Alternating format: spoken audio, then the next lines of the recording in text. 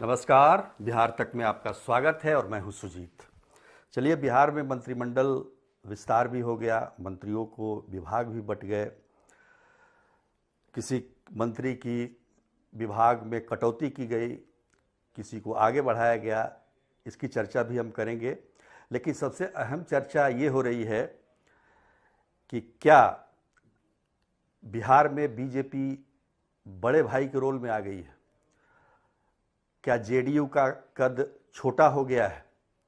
वैसे तो देखा जाए 2020 के विधानसभा चुनाव का जो रिजल्ट आया था उसमें जेडीयू को काफ़ी कम सीटें आई थी बीजेपी के बनिस्पत, लेकिन इसके बावजूद जो उसके बाद की स्थिति परिस्थिति रही उसमें समय समय पर यह सवाल उठता जरूर रहा है, लेकिन कभी भी बीजेपी ने जेडीयू को कम नहीं आंका। आप देख सकते हैं कि लोकसभा का चुनाव भी हुआ 2024 का, उसमें भी सीटों का बंटवारा जो हुआ उसमें कहीं ना कहीं जेडीयू आगे रही।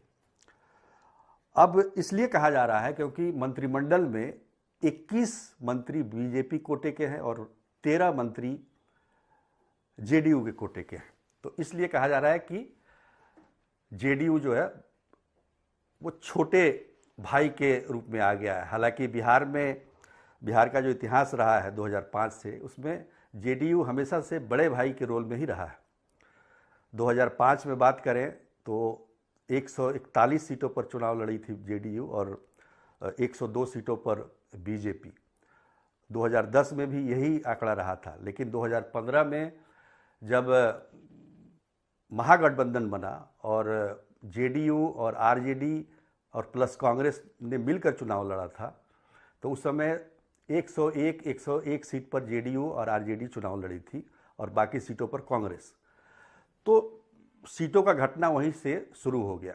अब 2020 के विधानसभा चुनाव में 243 की जो कुल सीटें हैं बिहार विधानसभा की, उसमें से 122 सीटों पर जेडीयू चुनाव नहीं लड़ा, लेकिन उसका दावा था, और 121 पर बीजेपी। जेडीयू ने अपने कोटे से जीतन राम मांझी की पार्टी हमको 60 सीट दिए, तो 115 हो गया उनका, और बीजेपी ने मुकेश सहनी की पार्टी वीआईपी को 11 सीटें दिए, तो वो 110 सीटों पर लड़ी। लेकिन नतीजा आपको पता ही है। आज की स्थिति हम देखें तो विधानसभा में जेडीयू के 45 विधायक हैं और बीजेपी के 80 विधायक हैं, सीधे डबल से थोड़ा सा ही कम है। तो इन परिस्थितियों में एक फार्मूला जो तय था पहले से ही, उस फार्मूले के तहत मंत्री पद दिया जाता है, जैसे 3 से 4 विधायक के बदले 1 मंत्री। तो उस हिसाब से देखा जाए तो जाहिर तौर पर जेडीयू को कम मंत्री पद मिलेंगे, लेकिन इसका मतलब ये नहीं कि जेडीयू मतलब का कद छोटा हो गया है। बीजेपी की संख्या ज़्यादा है तो मंत्री भी ज़्यादा बने, जेडीयू की संख्या कम है विधायकों की तो मंत्री कम बने। पर क्या इसका असर जो 2025 का विधानसभा चुनाव है उसके सीटों के बंटवारे पर पड़ेगा? तो मैं तो कहूँगा कि ऐसी कोई संभावना दूर दूर तक दिखाई नहीं दे रही है। हो सकता है कि पहले वाला जो पिछले 2020 का फार्मूला हो वो लागू हो, लेकिन उस समय जो पार्टियां थीं उसमें से कुछ बदलाव हो गया। जैसे मुकेश सहनी की पार्टी अब महागठबंधन में है, लेकिन उपेंद्र कुशवाहा फिर से शामिल हो गए हैं एनडीए में, तो उनको भी देखना है। लेकिन ये जो कहा जा रहा है कि बीजेपी बड़े भाई के तौर पर आ गई है, इसमें सच्चाई नहीं है, क्योंकि आप देखेंगे कि 2025 के विधानसभा चुनाव में भी जो सीटों का बंटवारा होगा उसमें जेडीयू भले ही 1 सीट ज़्यादा हो, लेकिन 1 सीट ज़्यादा उसका पर जरूर लड़ेगी वो। क्योंकि सबसे बड़ी बात क्या है कि आज लोग ये कह रहे हैं, राजनीतिक विश्लेषक ये कह रहे हैं कि आखिर नीतीश कुमार ने 7 मंत्री बने, उसमें से जेडीयू को क्यों नहीं बनाया? तो संख्या के आधार पर जो जितनी जितने मंत्री बनाए जा सकते थे उतने मंत्री पहले से ही जेडीयू में थे, तो उससे ज़्यादा बनाने की कोई गुंजाइश भी नहीं थी।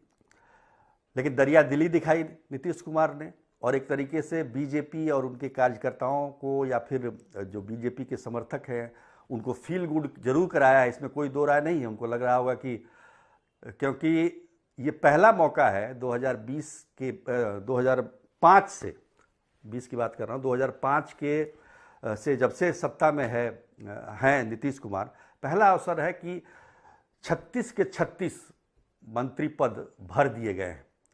36 बना सकते हैं बिहार में तो, लेकिन आप अगर रिकॉर्ड उठाकर देखें तो कभी भी 36 मंत्री नहीं रहे हैं एक साथ। ये पहला अवसर है, चूँकि ये चुनावी वर्ष भी है। और दूसरी बात एक ये भी है कि किसी भी विधानसभा सत्र से ठीक पहले मंत्रिमंडल का विस्तार नहीं हुआ था। ऐसा कहा जाता था कि मंत्रियों को विभाग समझने में समय लगेगा, इसलिए समय मतलब सत्र शुरू होने से काफ़ी पहले मंत्रिमंडल का विस्तार हुआ करता था ताकि मंत्री अपने विभाग को समझ सके। अब आज मान लीजिए मंत्रियों को विभाग मिला है और कल से विधानसभा सत्र की शुरुआत है, बजट सत्र, वो भी महत्वपूर्ण सत्र होता है। सवाल जवाब आएंगे, मंत्री कैसे जवाब देंगे, विभाग को समझने में इतना जल्दी तो कोई है नहीं कि समझ जाएगा, तो इसमें मुश्किल आएगी निश्चित तौर पर। और चूँकि उसके बाद मतलब कोई चारा नहीं था, इसके बाद कोई बड़ा सत्र भी नहीं होने वाला था, तो मंत्रियों को कुछ अवसर देने के लिए, कुछ समय देने के लिए 7 महीने पहले, 8 महीने पहले ये मंत्रिमंडल का विस्तार हुआ है।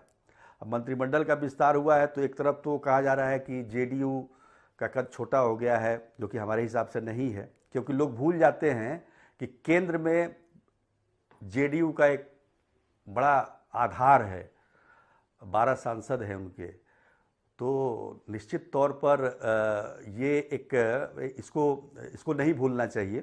तो बीजेपी भी बहुत ज़्यादा, मतलब केंद्रीय नेतृत्व की बात करें बीजेपी के, तो उसको बहुत ज़्यादा इंटरेस्ट बिहार को लेकर नहीं रहता। केंद्र की सरकार को लेकर ज़्यादा चिंता होती है केंद्रीय नेतृत्व को, किसी की भी कोई भी केंद्रीय नेतृत्व हो, चाहे वो कांग्रेस हो चाहे वो बीजेपी हो, बिहार से बहुत ज़्यादा मतलब है नहीं। तो ऐसे में यहाँ कौन मुख्यमंत्री बनेगा, कौन चेहरा होगा, क्या होगा, उससे उसको बहुत ज़्यादा मतलब नहीं है। लेकिन यहाँ के जो स्थानीय स्तर पर जो नेता हैं, जो कार्यकर्ता हैं, उनको ज़रूर इसके बारे में गुमान रहता है कि भाई हमारा मुख्यमंत्री हो और हमारा चेहरा हो, पर ऐसा कुछ नहीं है। तो कहने का मतलब ये है कि ऐसी कोई बात नहीं है कि कद बढ़ा है घटा है, सामान्य कद है।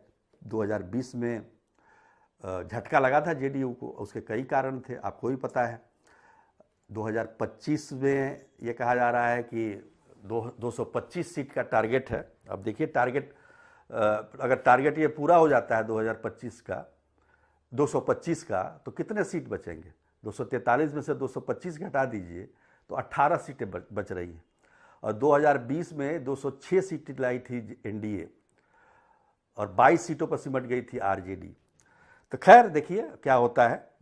लेकिन एक और है कि भाई मंत्रियों का जो विभागों का बंटवारा हुआ है, उसमें कहा जा रहा है कि अब बीजेपी के ही मंत्री हैं सब,